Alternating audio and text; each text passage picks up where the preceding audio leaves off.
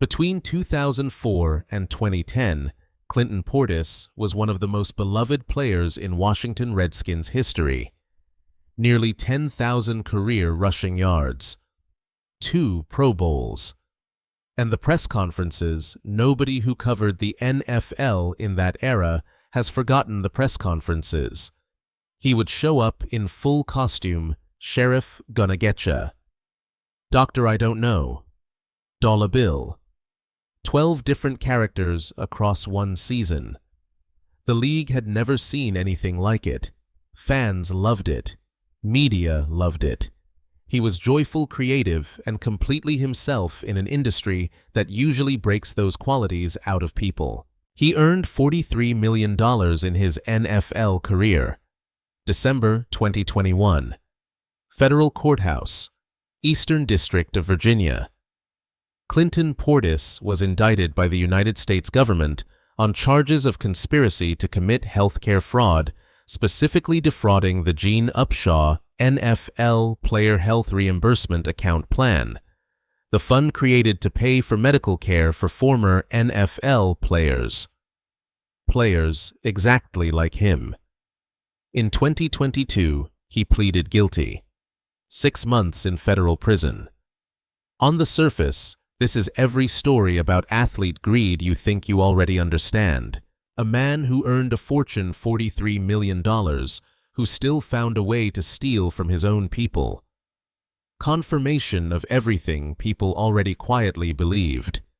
But I've been going through the NFLPA's Financial Advisors Program records, the federal court filings, and the documented timeline of what happened to Clinton Portis's money before any of this started. And there is a sequence here that every headline skipped. This isn't a story about a greedy athlete. It's a story about what happens when the institution built to protect you becomes the instrument of your financial destruction, and then watches in silence while you try to survive what it created. Before Clinton Portis defrauded the NFL's Player Benefit Fund, an NFL endorsed advisor defrauded Clinton Portis. Nobody was prosecuted for that part. The order matters. Laurel, Mississippi, 1981. Jones County, a small city in the deep South that most Americans have no reason to locate on a map. Timber industry, some light manufacturing, a lot of history that the town did not entirely choose. When the mills started closing and the manufacturing started leaving, as it did across the American South, across the second half of the 20th century, Laurel did not have an obvious plan B. It had the people who stayed, the institutions that remained, and the football teams that gave Friday nights a kind of meaning that economics could not easily replicate. Clinton Portis's father was not a consistent presence in his life. His mother, Rhonda Portis, was everything. This is not a detail meant to generate sympathy. It is a structural fact about who built Clinton Portis and what they built him to value. Rhonda Portis worked. She kept the household together. She raised a son who would grow up to be loyal, generous, and joyful in ways that the NFL does not usually produce and occasionally would punish. She taught him, as mothers in that circumstance teach, that the people who show up for you are the people you show up for. That loyalty is not a transaction. That you do not abandon the ones who were there when you had nothing simply because you now have something. He carried that lesson into every dollar he ever earned, including the ones he eventually lost. Football appeared early and made everything else simple. Not easy. Nothing about competing at the level Portis was competing was easy but simple, in the sense that it organized the world into something legible. Practice. Film. Game day. Win. The hierarchy was clear. The rewards for excellence were measurable. And Clinton Portis was excellent in ways that Laurel had not seen before and would talk about for decades. The kids who were not excellent, who did not get the recruiting letters, who did not get the scholarship phone calls, stayed, worked the jobs available, made the choices available. Some of them did fine. Some of them did not. Football was the door for the ones it was the door for. It was the only door that led entirely outside Jones County. Clinton Portis's body was built for that door. He walked through it and kept walking. University of Miami, 2000 to 2002. The Hurricanes. If Laurel taught him to be excellent, Miami taught him to be watched.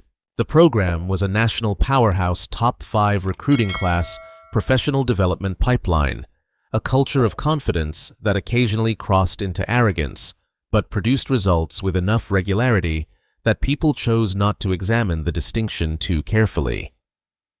Portis thrived, more than thrived. He became the kind of running back that NFL scouts drive significant distances to watch in person, because the film only captures some of it. The vision, the acceleration, the way he made defenders reach for a space he was no longer occupying.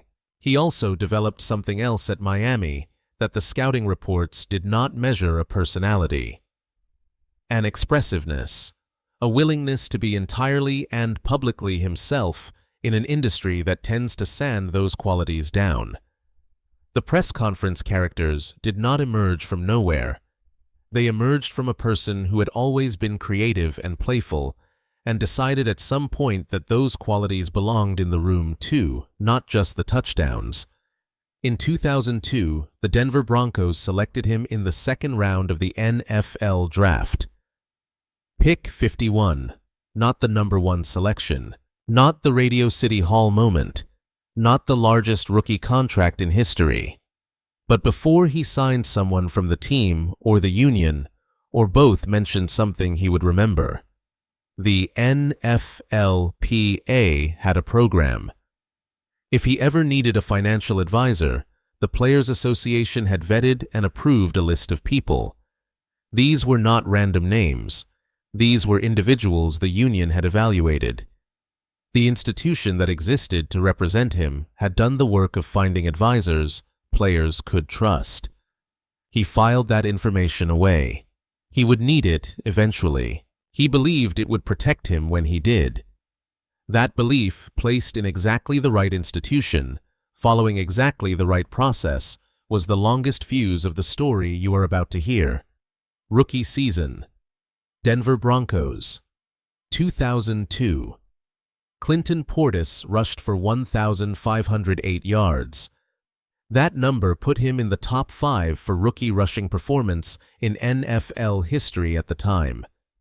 He was 21 years old, playing in his first professional season in a system he had learned in a matter of weeks against men who had been playing professional football for a decade. He made the Pro Bowl in 2003, then again in 2004. Then came the trade. March 2004. One of the most analyzed transactions in NFL history. The Denver Broncos traded Clinton Portis and a draft pick to the Washington Redskins in exchange for cornerback Champ Bailey. Both teams believed they were winning. Denver wanted an elite cornerback to anchor their defense. Washington wanted a franchise running back to build their offense around. For Portis, the trade meant Washington, D.C. It meant a larger media market, a more intense spotlight, and an owner, Dan Snyder, with an appetite for spending and a corresponding set of expectations. It also meant a new contract. 7 years. $50.5 million. The kind of number that makes headlines and makes families in Laurel, Mississippi exhale for the first time in years. Here is what that number actually meant. Non-guaranteed contract. As was standard for NFL running backs in that era, the majority of the stated value could be voided through a cut or restructure before the player ever received it. After federal and District of Columbia income taxes, agent fees, and jock taxes owed from road games across 8 to 10 different states per season, jurisdiction, with its own filing requirements that were rarely explained clearly in advance. The actual money reaching his hands across the life of the contract was meaningfully smaller than the headline. Running backs as a position group, absorb more physical contact per snap than any other skill position in football. Their average career length is 2.5 years. Clinton Portis played 9 seasons. Every additional year was a year where his body gave more than it would ever be compensated for in exchange for money that arrived without structural protection for the years after football ended. Nobody explains that math at the signing table. There is no incentive to. The Washington years were the best years. From 2004 through 2008, when his body allowed it, Portis was the engine of the Redskins' offense. He rushed for over 1,000 yards in multiple seasons. He was durable, explosive, and deeply connected to the Washington fan base in ways that went beyond performance. And the press conferences. The press conferences became their own phenomenon. Over one stretch, he appeared before reporters in 12 different characters. Full costumes, distinct voices, complete backstories for each persona. Sheriff, gonna getcha. Doctor, I don't know. Dollar Bill. Kids brought signs with the characters' names. Beat reporters looked forward to Wednesdays. It was something the NFL had never produced before, a player who treated the media availability as a creative opportunity rather than an obligation to be minimized. This is the Clinton Portis that Washington remembers. Joyful, inventive, entirely himself. From Laurel, the people came. This is not a criticism. It is physics. When someone from a small city in the Deep South reaches a level of income and visibility that the city has rarely produced, the community does not recede politely and leave them to manage the money alone. The community arrives because the player arrived with that community's values intact, because loyalty was the first lesson Rhonda Portis ever taught, and because the alternative building distance between himself and the people who knew him before the money was never a configuration Clinton Portis was interested in. Family, childhood friends, people who had seen him before any scout had. The extended circle of a football player from the Deep South who had not forgotten where the Deep South was or what it needed from him. Estimates put his monthly financial obligations across this extended circle in territory that put sustained pressure on even a significant NFL income. And then, at some point during the Washington years, he used the NFLPA program. He identified a financial advisor from the union's certified list. He followed the process exactly as the process had been described to him in 2002. He did what the institution told him to do. The advisor took a meaningful portion of his savings. The estimate that would later appear in reporting was approximately $5 million, and invested it in a casino development in Alabama. The casino failed. The money was gone. But here is what nobody reported loudly, what did not make the scroll at the bottom of the screen, what was not the subject of a federal indictment. The NFLPA's certification of that advisor did not come with liability. The union had approved the name. It had not guaranteed the outcome. It had not created a compensation mechanism for when the outcome was catastrophic. The endorsement, the institutional stamp that Clinton Portis had relied on as his protection, was a recommendation with no legal consequence attached to it. He had done everything right. He had used the system designed to protect him. The system lost his money and had nothing further to offer. A fractured fibula ended his season. His body, which had absorbed 9 years of NFL contact, was done absorbing. Washington released him in 2011. A brief trial with the Miami Dolphins went nowhere. The career was over. The injury had taken what remained of his football identity. The Alabama casino had taken what remained of the savings he had trusted to the right hands. And the phone from the NFLPA did not ring with any offer of help. The doors closed in sequence. When the career ends, the math becomes visible in ways it was not before. During the playing years, there is always another check coming, another season, another contract negotiation. The income fills the gaps between the expenses and the obligations. The accounting stays in the background. When the career ends, the background moves to the front. The number on the screen stops being replenished. The obligations do not stop. Clinton Portis processed this the way most players process it, with the assumption that the savings were intact, that the investments were working, that the advisor who had been handling his money, the NFLPA certified advisor, the one he had used because the institution told him to have done what advisors are supposed to do, he had not. The discovery of what had happened to the casino money was not instantaneous. These things rarely are. The paperwork is complicated. The statements are delayed. The full picture assembles itself slowly and then all at once. $5 million. Gone. Into a casino development in Alabama that had failed and would not be recovered. Not in litigation. Not in negotiation. Not in time. The advisor was certified by the NFLPA. The NFLPA was not liable for what the advisor had done. The casino was bankrupt. The legal options were substantial on paper and nearly worthless in practice. Clinton Portis was sitting in a room with the knowledge that a significant portion of what he had built through 9 seasons, through a fractured fibula, through every carry and every hit, had been transferred to a failed gambling operation in Alabama by the hands of a man the Players Association had told him to trust. He picked up a gun. He has talked about this publicly. This is not a dramatization. He said, "I was so angry. I had a gun.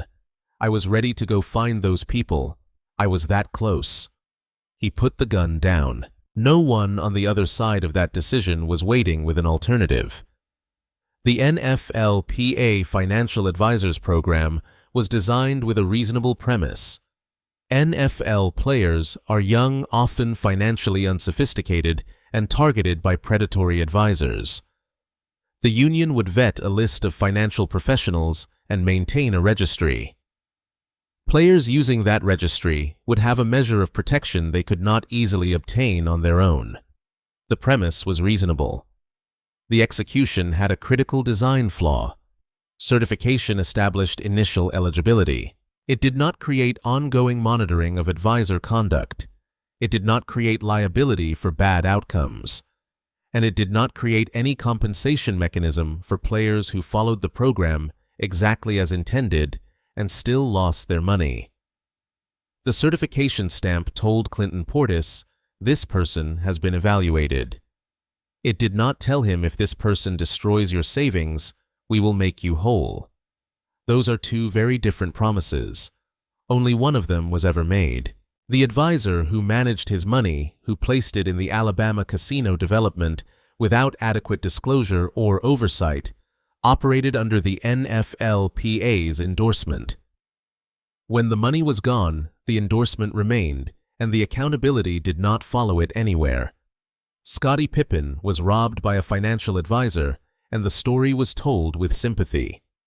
Tim Duncan lost millions to a bad advisor and was treated as a victim of institutional failure. Clinton Portis lost $5 million through an NFLPA-endorsed advisor, and that fact lived in footnotes while the federal indictment that followed lived in headlines. The institution endorsed the advisor. The institution did not endorse the consequences. Clinton Portis played 9 NFL seasons as a running back. The average career at his position lasts 2.5 years. He played nearly 4 times the average. Every extra season was a year of additional physical damage to his knees, his hips, his spine. The accumulated neurological impact of contact that is now understood to carry long-term consequences that were not adequately disclosed to players of his generation. His contracts were not guaranteed in any meaningful sense. 7 years, $50 million is a headline. It is not a promise. Running backs in that era were released mid-contract routinely. Their remaining money recaptured their bodies already spent and now no longer valuable to the organization that had spent them. There was no post-career healthcare bridge for the damage he absorbed, no structured financial transition for the years after football ended, and no one at any point required to inform him plainly, the money you are earning has a shelf life.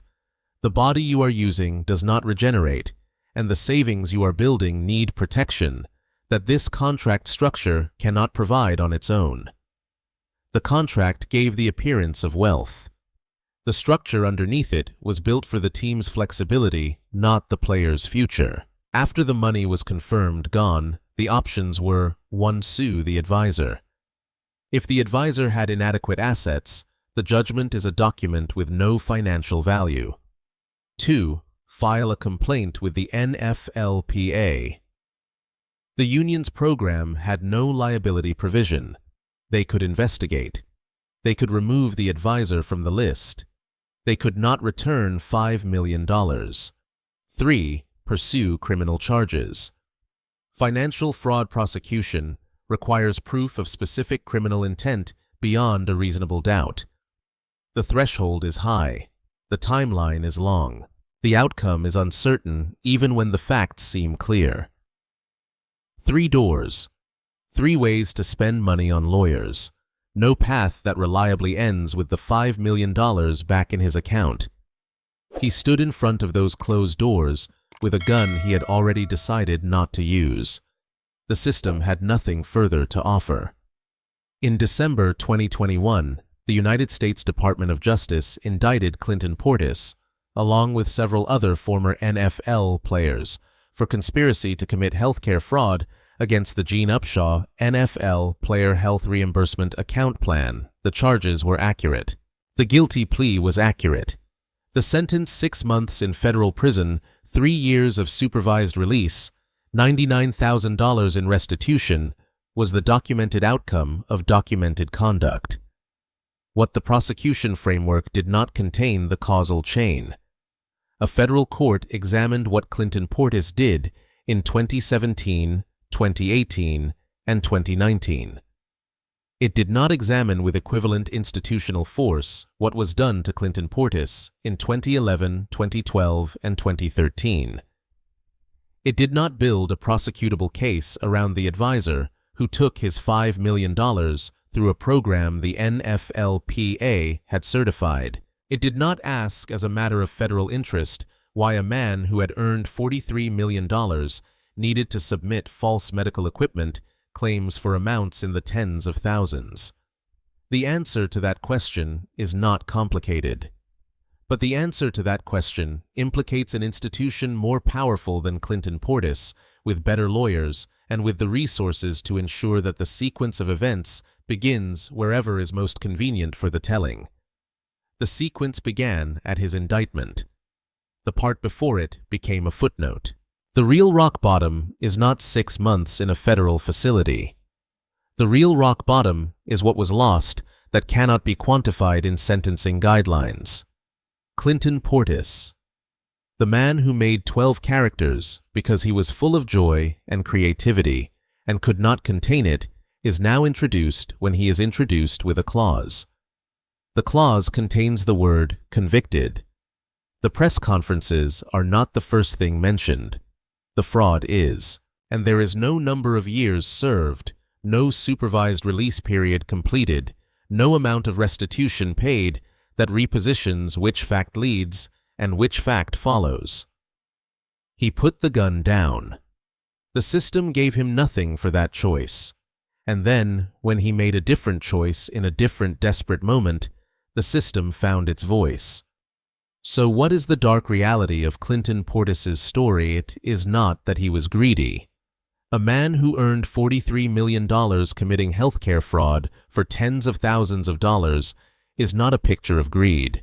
It is a picture of desperation, and desperation has a cause. It is not that he was irresponsible with money.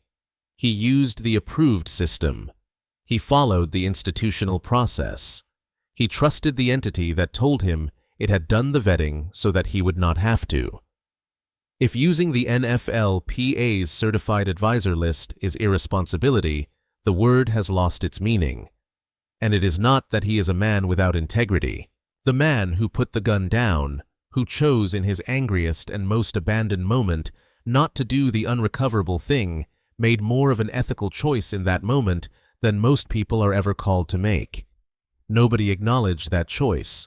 Nobody built anything on the other side of it. Here is the actual truth.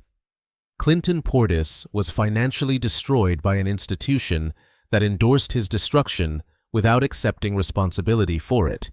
When he had no options left, when the legal doors were closed, when the recovery mechanisms did not exist, when the gun had been put back and the system had offered nothing in exchange, he made the choice that desperate people who have run out of legitimate paths sometimes make. That choice was wrong. He said so himself. He pleaded guilty. He served the sentence. But the sequence runs: NFLPA endorses advisor. Advisor destroys savings. NFLPA absorbs no liability. Player has no recourse. Player commits fraud. Player is convicted. NFLPA is not charged. If you report only the last line of that sequence, you have produced a headline. You have not produced the truth. The gun he picked up is the center of this story, not because it reveals danger, because it reveals the moment the system failed him most completely, and what he chose to do inside that failure. He had every reason in that room to walk out of it armed and do the thing his anger had assembled a justification for. The people who had taken his $5 million through a program the Players Association had certified had not been prosecuted. There was no legal cavalry coming. There was no institutional acknowledgement. There was nothing. He put the gun down. For that decision, the best decision he made in the entire collapse, he received exactly nothing. No support call, no intervention from the institution whose certified advisor had created the conditions for his rage. Just the silence of a system that had moved on. The gun he put down was not a weapon. It was the moment he was most alone. The healthcare fund he defrauded exists because football destroys the bodies of the men who play it. Clinton. Portis's body is one of those bodies. He gave 9 seasons of it to a sport that offered non-guaranteed contracts and an average career of 2.5 years in return. The fund, the Gene Upshaw Plan, exists as the sport's acknowledgement that what it takes from players has ongoing consequences that the original contracts never adequately addressed. He stole from the fund that existed because of what football had taken from him. That circularity is not an excuse. It is a diagnosis. We have a specific ritual in American sports media around stories like this one. We report the crime. We note the contract. We do the math on how much they had and how much they lost. We write the phrase cautionary tale or its equivalent. We move on. What we do not do is hold the institutions responsible for the conditions that produce the crime to the same standard of scrutiny we apply to the player who committed it.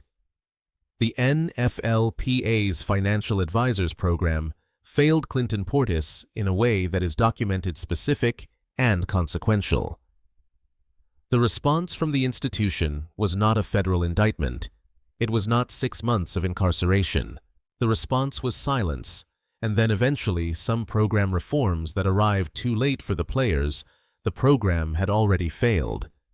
This story matters. Not because Clinton Portis is innocent. He is not. But because the story of how he got to that courtroom in Virginia in 2022 begins somewhere the courtroom was never asked to look.